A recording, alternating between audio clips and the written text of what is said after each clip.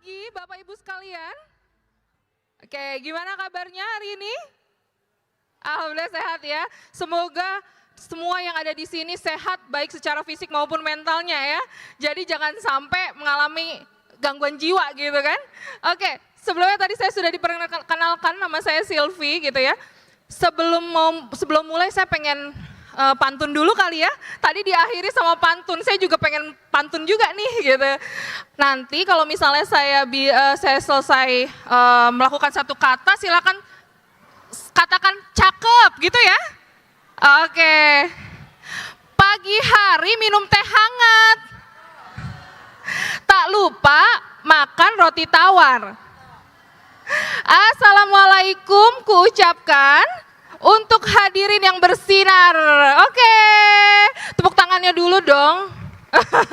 Hari ini luar biasa ya, kita diberikan kesempatan nih untuk melakukan talk show, kita diskusi bareng, ngobrol-ngobrol.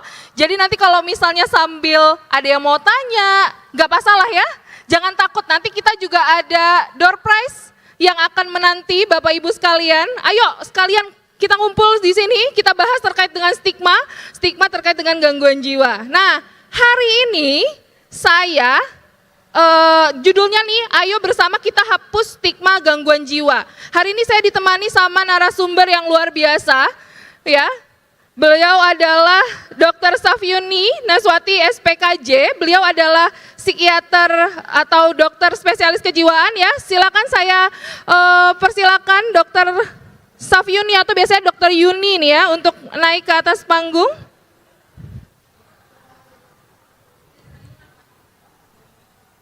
Oke, selamat pagi dok. Iya. Oke, semoga kabarnya baik ya dok ya. Boleh ya, silakan kita sambil duduk. Alhamdulillah. Alhamdulillah baik Alhamdulillah, ya. Oke, beliau ini jadi psikiater di Rumah Sakit Soeharto Harjo sudah cukup lama ya dok ya? Udah berapa tahun tuh? Udah sekitar hampir 16 tahun ya. Wah luar biasa, 16 tahun loh ya. Silvi udah lahir belum? Kenapa? Silvi udah lahir kayaknya belum? Udah sih. Udah sih tapi masih SD kayaknya ya dok ya. Oke. Pengalamannya sudah luar biasa. Beliau ini berpraktik di Rumah Sakit Soeharto Harjan ya. Di Grogol, tapi bukan cuma di situ ya dok ya, di tempat lain juga ada ya? Ada, oke. Hari ini kita mau bahas terkait dengan stigma ya? Betul, tentang stigma gangguan jiwa. Ya, gangguan jiwa. Oke. Memang tadi yang disampaikan sama MC juga ya, stigma itu pasti ada dampaknya, jadinya enggan katanya untuk berobat gitu ya, ke dokter gitu. Tapi kita coba bahas lagi, memang stigma itu apa sih dok? Oke, sekarang kita lihat dulu slide-nya ya. Oke, silahkan slide. Jadi sebenarnya stigma itu asalnya dari kata bahasa Inggris ya, sebenarnya noda, cacat ya. Dan menurut, bukan yang ini ya kayaknya slide-nya. Oke, jadi noda atau cacat yang sebenarnya kalau untuk dari Kamus Bahasa Indonesia mengatakan bahwa kalau stigma itu adalah sesuatu yang aib ya. Jadi aib yang suatu tindakan atau pemberian label sosial yang memiliki tujuan untuk mencemari individu atau kelompok dengan cara pandangan yang buruk. Ya, itu kalau yang stigma yang sebenarnya artinya ya. Jadi lebih ke ada pandangan buruk gitu ya? Pandangan buruk ya, pada individu atau kelompok tertentu. Oke, jadi noda gitu ya kalau dari bahasa Inggris ya, terus ada pandangan buruk terkait dengan individu itu. Kalau dikaitkan sama gangguan jiwa berarti gimana tuh dok? Ya, jadi gini, kita tahu dulu ya bagaimana sih bisa munculnya stigma itu. Betul. Ya, kok bisa muncul sih stigma? Nah, yang pertama itu adalah karena ketidakpahaman, ketidaktahuan tentang informasi masalah kesehatan jiwa, terutama masalah kesehatan jiwa, ya. Nah, akibatnya apa? Jadi salah persepsi. Akibatnya apa? Dia pikir misalnya gini, untuk gangguan jiwa stigmanya. Maaf ya, kalau misalkan ada kata-kata stigma orang gila, ya, itu kan suatu kata-kata yang ekstrim, ya. Ini yang bisa berakibat pada individunya sendiri atau keluarganya. Sehingga mereka jadi malu ya untuk berobat. Itu yang pertama ya. karena untuk dari gangguan jiwa sendiri ya. Itu saya rasa yang itu yang pertama. Jadi kalau misalnya dibilang, oh nih gila nih, itu juga udah itu udah males stigma, ya? itu udah Ya, stigma. udah stigma ya itu ya udah dok ya? stigma, itu udah Berarti stigma. kata gila itu udah jadi bagian dari stigma ya dok Iya, ya? itu adalah suatu kata yang ekstrim, Oke. ya, kata ekstrim. Jadi lebih baik kita menggunakan kata-kata juga yang lebih nyaman, ya, diterima oleh penderitanya, Oke. ya. Dengan ODGJ aja saya rasa udah baik gitu ya. Jadi Oke. mungkin kalimat katanya bukan, oh ini orang gila ini bukan gitu kali ya dok Iya, ya? Oke, ya. ODGJ gitu ya? ODGJ, orang dengan gangguan jiwa. Oke, orang dengan gangguan jiwa, tapi jangan dibilang gila ya, Bapak Ibu ya. Jadi kata gila nih kayaknya perlu kita hapuskan juga ya. Iya, iya, betul ya. Oke. Oke. Kemudian selain dari kurang pemahaman ya dari stigma ini, ada juga yang namanya ketakutan dan kecemasan, ya. Ketakutan dan kecemasan ini yang mengakibatkan juga orang jadi takut terhadap individu tersebut, ya. Ya, takut, Iya, takut, ya. kadang dilempar gitu ya dok Iya, ya.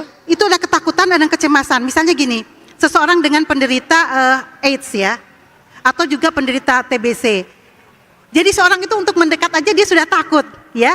Dan ada kecemasan, itu adalah merupakan suatu stigma juga. Padahal kan gangguan jiwa itu nggak nular ya dok ya. Kalau misalnya AIDS itu kan mungkin kita takut deket-deket soalnya Ya. takut nular gitu. Betul, Padahal betul. gangguan jiwa tuh nggak nular loh dok gitu. Betul. Gimana tuh? Ya, dia tidak menular, tetapi mungkin karena terlihat perilakunya, terutama untuk gangguan-gangguan jiwa yang berat.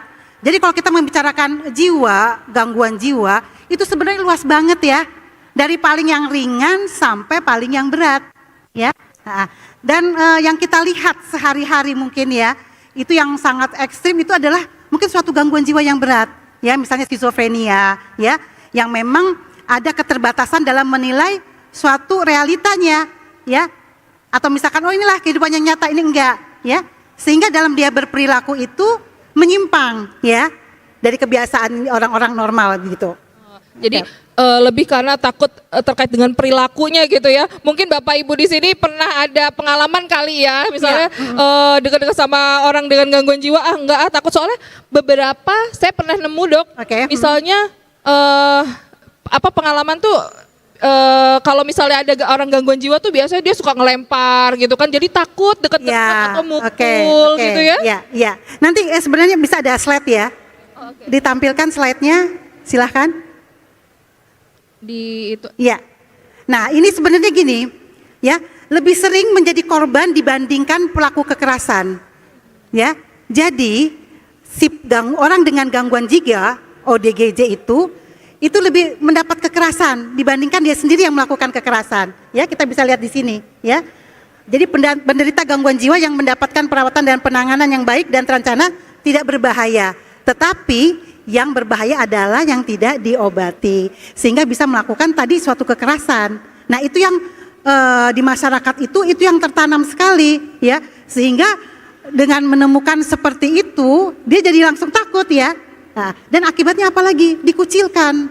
Nah, ini yang paling menjadi stigma adalah secara sosial, pasien-pasien ini dikucilkan dan sehingga tidak mendapat pengobatan yang adekuat, ya. Berarti sebenarnya malah jadi ada masalah sebab akibat ya dok ya? Iya, Karena betul. dia nggak ditangani karena Iya. takut misalnya gitu ya ke Iya, dokter, akhirnya malah buat onar gitu kan ya? Kalau Iya. misalnya dia ditangani lebih cepat mungkin nggak bikin onar gitu ya dok Betul, ya? ya, karena udah deteksi lebih dini itu lebih baik, ya.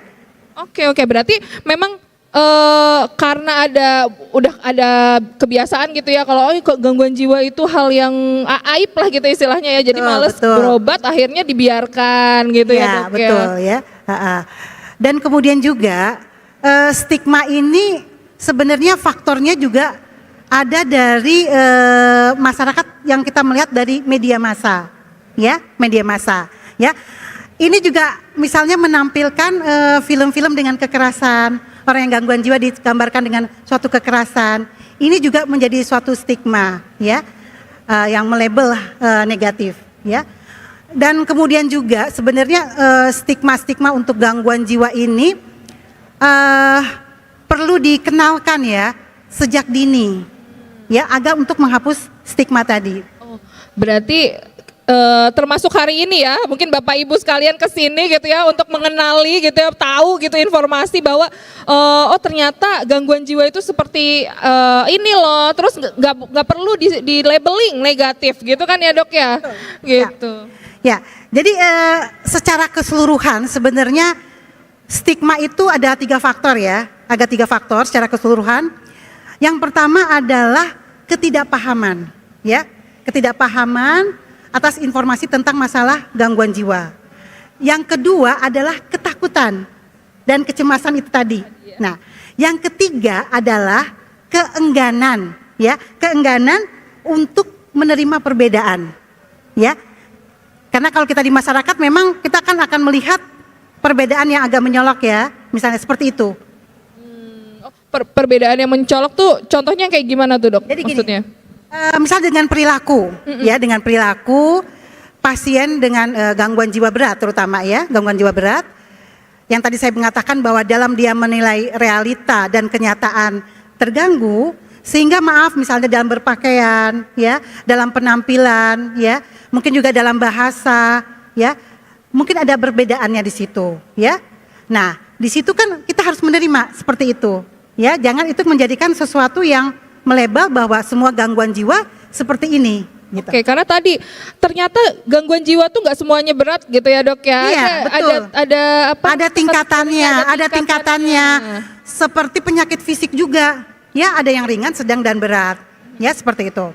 Iya, betul. Jadi kita jangan langsung melabelin semua yang punya masalah mental gitu ya, punya permasalahan kejiwaan itu negatif gitu ya, karena sebenarnya ada tingkatannya gitu ya. Ada tingkatannya, betul, ada tingkatannya. Tapi nih Dok, dengan adanya stigma ini tadi kan juga sempat ya kita sampaikan kalau jadinya enggan untuk berobat gitu ya. Ya. Tapi selain itu dampak dari stigma ini sebenarnya kayak gimana sih ke pasien-pasien dengan gangguan jiwa? Oke, kita lihat ya di sini.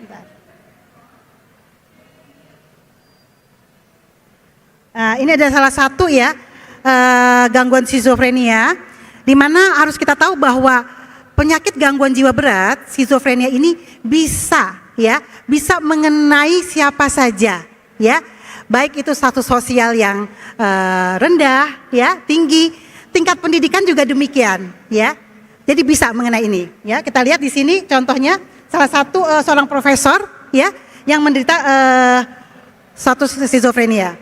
Jadi yang skizofren atau gila itu belum tentu pendidikannya rendah gitu ya Dok ya, atau bodoh gitu ya, belum ya. Jadi bisa mengenai siapa saja ya.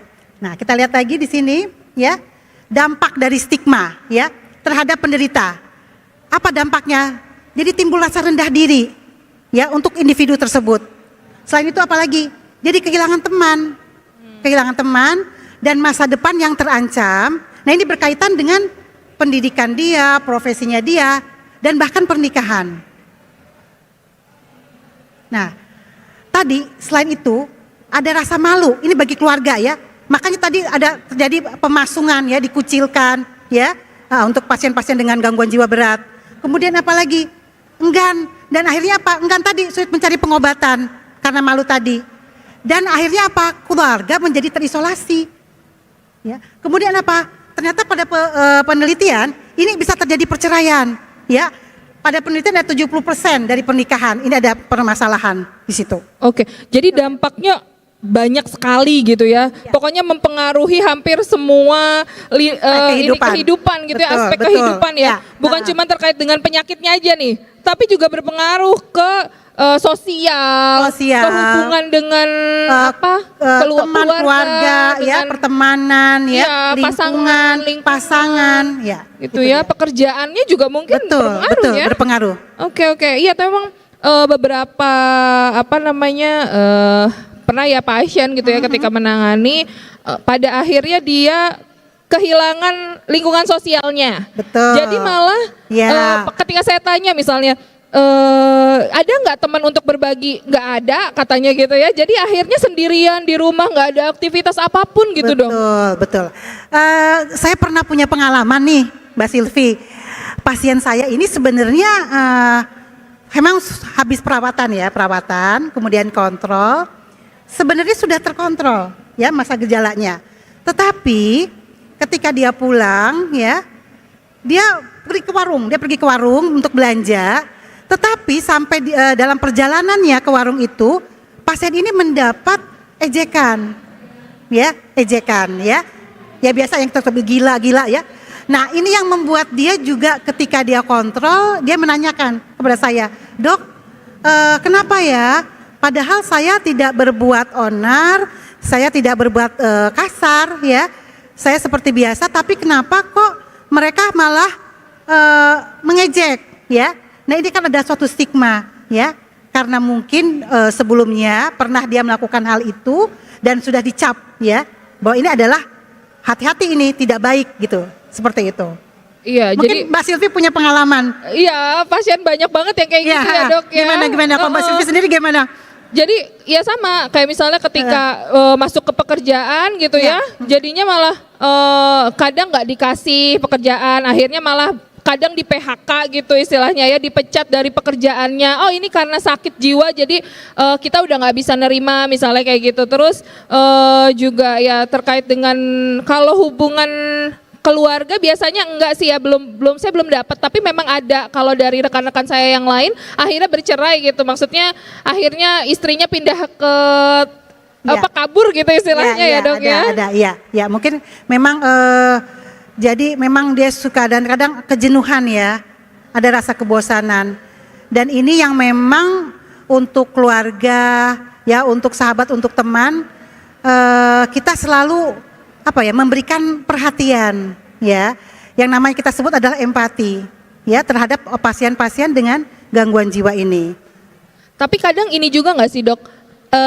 Kan memang secara anak orang dengan gangguan jiwa itu kadang emosinya nggak stabil juga ya, Dok ya. Betul, ya.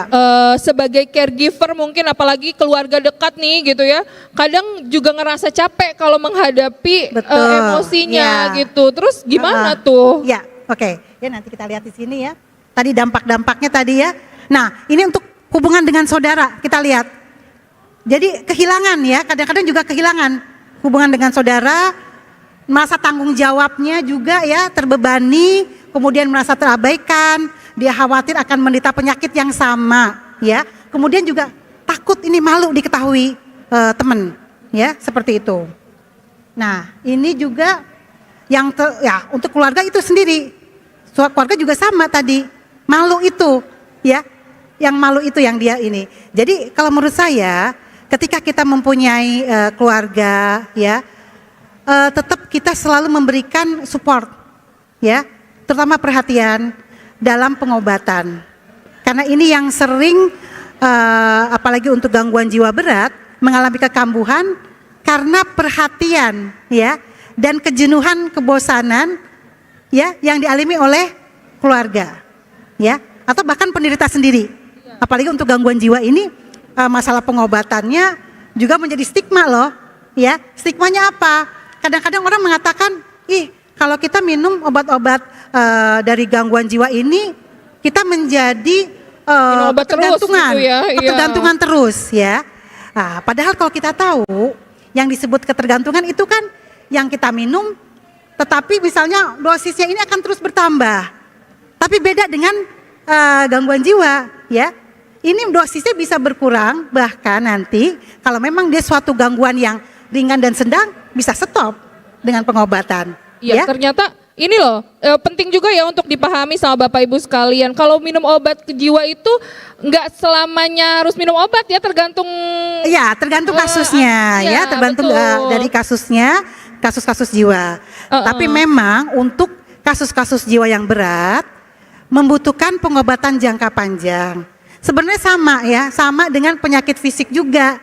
Ada yang membutuhkan pengobatan juga jangka panjang, bahkan seumur hidup. Iya, kayak minum obat hipertensi gitu ya, Dok. Nah, ya, oke, ya. Iya, dan ternyata bisa berhenti loh kalau misalnya kita ya bisa mengikuti dosis gitu ya, Dok ya. Kadang yang jadi masalah tuh orang dengan gangguan jiwa kan bosan, akhirnya nggak minum obat, terus kambuh, akhirnya ditambahin lagi obatnya kan, biasanya lebih ke situ ya, Dok ya. Iya. Jadi nggak usah khawatir yang demikian, itu stigma juga ya, Dok ya. Iya, itu stigma salah satu ya, stigma dalam pengobatan. Betul.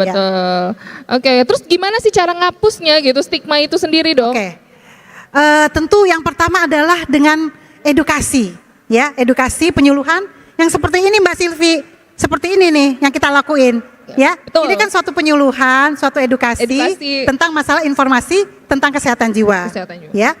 Dan kemudian yang tak lupa adalah mengajak, ya, berbagai pihak untuk menghapus stigma ini, ya, baik dari keluarganya, baik dari lingkungannya, juga bagi pemerintah juga ya untuk membantu, dan mungkin juga di institusi pendidikan ya, misalnya di sekolah-sekolah, di komunitas-komunitas perkumpulan ya, ini juga bisa kita informasikan tentang masalah gangguan jiwa seperti apa ya, dan juga yang tidak kalah pentingnya memberikan dialog terbuka kepada pasien-pasien yang terstigmatisasi tentang masalah gangguan jiwa, sehingga dia bisa menceritakan bagaimana perasaan dia yang dia alami. Ya, saya rasa itu penting. Jangan sampai pasiennya juga menstigma dirinya bahwa itu gitu dia. Ya, dan ketika dia sudah menstigmatisasi diri sendiri, ini kan pengobatannya jadi lebih susah. Lebih sulit ya? Iya, lebih susah. Kadang dia jadinya nggak mau dia berobat, dia malu, nggak mau gitu ya. Betul. Ya, padahal kadang bukan dari orang lain, malah jadi dari diri sendiri gitu. Oke. Selain itu ada apa lagi nggak dok? Ada tambahan lagi nggak selain informasi, berarti ya edukasi gitu. Dan juga kita membutuhkan media. Oke. Ini juga untuk menginformasikan ya, media baik itu TV ya, baik itu di koran ya, pokoknya media yang bisa kita gunakan untuk informasi masalah gangguan jiwa. Berarti lebih kembali lagi ya, informasinya yang penting sebenarnya gitu. Makanya kita juga perlu memilah nih informasi nih Bapak Ibu sekalian, jangan sampai malah dapat informasi yang salah gitu ya, meyakini bahwa informasi itu benar, padahal belum tentu gitu. Oke. Baik. Ada lagi dok sudah? Ya oke. Di sini saya akan bagaimana tadi ya cara menghapus stigma. Yang tadi edukasi, ini kesadaran ya bagi penderitanya, keluarganya ya, lingkungannya. Dan gitu tadi kan ada testimoni ya. Jadi penyintasnya bisa dialog terbuka ya. Kemudian juga pendidikan untuk profesional ya. Dan kebijakan dan dukungan tentunya dari pemerintah. Kebijakan itu penting ya. Kemudian juga mendorong diskusi tadi yang terbuka, kemudian kolaborasi dari organisasi tadi ya, dari komunitas-komunitas apapun itu. Kalau kayak schizofren kan ada ya komunitasnya ya dok ya. Iya, kan ada misalnya kalau untuk schizofren itu ada namanya KPSI. KPSI ya, betul. Kelompok Peduli Schizofren Indonesia. Ya, ada juga kelompok jiwa sehat. Ada juga yang kelompok bipolar juga ada dok. Ada kelompok ansietas. Betul. Ya. Juga untuk yang demensia, untuk yang lansia ada kelompoknya. Kelompok Alzheimer ada. Alzheimer. Jadi kalau misalnya kita mau cari ternyata banyak loh komunitasnya, sehingga informasi itu bisa lebih bagus gitu ya kita nangkepnya ya. Lebih luas ya. Oke. Kemudian hal-hal positif ya. Bila stigma terhadap gangguan jiwa ini dihapuskan. Yang pertama apa? Jadi karena peningkatan kesadaran, tentu pengobatan ya secara dini ini bisa dilakukan. Jadi pasien ini tidak berlanjut sampai ke sesuatu yang lebih berat lagi. Nah, kemudian apalagi aksesnya lebih baik ke layanan kesehatan. Jadi harus ada aksesnya yang bisa diakses. Kemudian peningkatan dari dukungan sosial. Jadi kalau misalnya masyarakat sudah informasinya sudah baik, ya tentu dukungan terhadap penderitanya juga lebih baik gitu ya. Dan kemudian juga peningkatan kualitas hidup. Betul. Ya. Jadi ini yang tidak kalah pentingnya adalah kualitas, ya kualitas hidup. Dan pendidikan dan pelatihan juga, ya bisa diterapkan. Iya, oke. Jadi kalau misalnya stigmanya enggak kan, jadi mereka secara hidup bisa lebih berkualitas gitu ya dok ya. Betul. Karena kita sama-sama hidup loh. Gitu. Iya betul. Oke. Itu yang terpenting sebenarnya. Karena kita tuh butuh dukungan loh. Kita sebagai individu gitu ya, manusia perlu saling mendukung gitu ya. Kalau misalnya memang ada sakit ya itu memang udah takdirnya gitu, sehingga perlu kita bantu malah ya dok ya. Oke. Iya. Oke. Baik. ini mungkin kita bisa tanya kali ya dok Oke, ya ke ya. ke audiens nih. Ada yang mau tanya nggak nih? Oh langsung tuh, boleh? Oh, silakan. Boleh. Wah langsung nih pengen tanya gitu kayaknya udah punya pengalaman atau gimana gitu ya dok ya. Silakan namanya siapa, kemudian apa yang ditanyakan nih? Assalamualaikum, perkenalkan nama aku Yaumil Nadia Rahmaniar dari Teknik Biomedis Telkom University. Saya mau nanya, jadi bagaimana cara kita menghapus stigma saya tuh punya teman penderita bipolar. Nah, jadi teman saya ini tuh sering kayak ngolokin dia, kamu tuh gila. Padahal dia tuh bipolar, bukan gila gitu loh. Jadi padahal saya udah kasih tahu jangan gitu, nanti teman kamu tuh ngedown. Jadi gimana supaya saya ngasih tahu teman saya yang satunya itu biar enggak ngejudge teman saya yang gangguan ini. Oke, thank you. Terima kasih pertanyaannya. Menarik ya, memang seperti itu ya dok ya? Langsung jawab aja Boleh, ya? boleh. Oke, ya. Tadi siapa? Namanya siapa tadi? Nadia. Nadia, oke. Nadia terima kasih ya pertanyaannya. Jadi gini, Nadia harus menginformasikan ya kepada temennya bahwa gangguan jiwa itu bukan gila tadi ya. Kan tadi kita mengatakan bahwa gangguan jiwa itu kan luas sekali ya. Dari yang paling ringan sampai yang paling berat, ya. Tentu yang dimaksud, jadi semua gangguan baik yang ringan, sedang dan berat tidak ada kata gila, ya. Itu yang harus dihapus, GILA, itu yang harus dihapus, ya. Kita bisa menggunakan tadi dengan kata-kata ODGJ, ya, ODGJ. Dan untuk pasien-pasien dengan ODGJ yang berat, yaitu adalah tadi yang skizofrenia, ya, yang tadi skizofrenia. Nah, itu kita bisa mengatakan skizofrenia aja gitu loh, ya kan? Ya, kita informasikan ya bahwa dia memang gangguannya skizofrenia. Kan lebih enak kita dengarnya kan? Ya kan? Ya, seperti itu. Jadi edukasi seperti itu sehingga nanti teman yang mengalami tadi gangguan bipolar dia tidak merasa malu ya atau malu, dan saya rasa mungkin Nadia bisa memberikan suatu acara ya, mungkin ya, acara diskusi bersama teman-teman ya. Mungkin diajak nih temennya yang mengalami gangguan bipolar, bisa tadi dengan dialog terbuka ya. Dengan begitu kan dia jadi lebih lebih sadar temennya ya, oh bahwa sebenarnya hal ini kita harus tahu gitu lah. Atau untuk mendukung dia supaya bisa menghadapi omongan orang lain itu bisa dengan tadi komunitas tadi ya dok, bisa ya. Ya itu gitu. Seperti itu. Dan mungkin keren juga nih Mbak Nadia aware gitu ya dengan itu ya. Dengan lingkungan ya, dengan lingkungan. Jadi ya itu tadi kita mengajak lingkungan kita ya dari situ. Betul. Jadi oke, kayaknya ada yang salah nih sama orang ini gitu, sama lingkungan saya. Oke, kita buat diskusi aja kalau ternyata bipolar tuh bukan yang suatu hal yang perlu diinikan gitu ya. Oke. Itu mungkin Nadia cukup.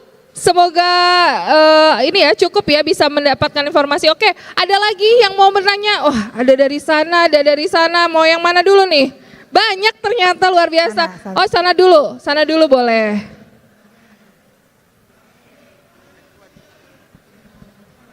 Dengan siapa?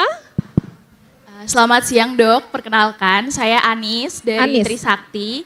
Izin bertanya, tadi terkait ODGJ ya dok ya.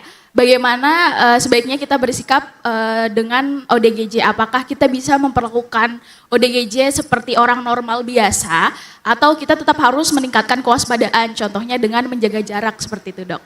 Terima kasih sebelumnya dok. Oke, jadi gimana caranya supaya apa yang harus kita lakukan gitu ya, berperilaku ya ke ODGJ-nya? Apakah harus seperti orang normal atau gimana gitu ya? Ya, bersikapnya gitu bersikapnya. Saya rasa sama ya, semua juga ingin dilakukan yang sama gitu ya. Tidak ada perbedaan ya dalam kita bersikap. Dalam kita bersikap tidak ada perbedaan ya. Jadi gini, yang terpenting juga ya Anis ya, empatinya ya. Empatinya kita ini kita harus kita dorong ya. untuk lingkungan kita tuh empatinya, ya.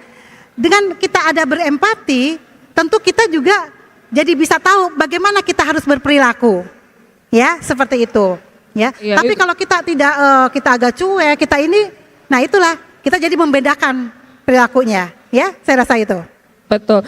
Empati ya kunci utamanya ya dok empati. ya. Kita harus berempati, kita harus menyadari oh ya dia seperti apa gitu ya. Kita pahami dia gitu. Itu yang paling penting. Karena sebenarnya setiap manusia tuh pengennya dipahami kok ya dok ya.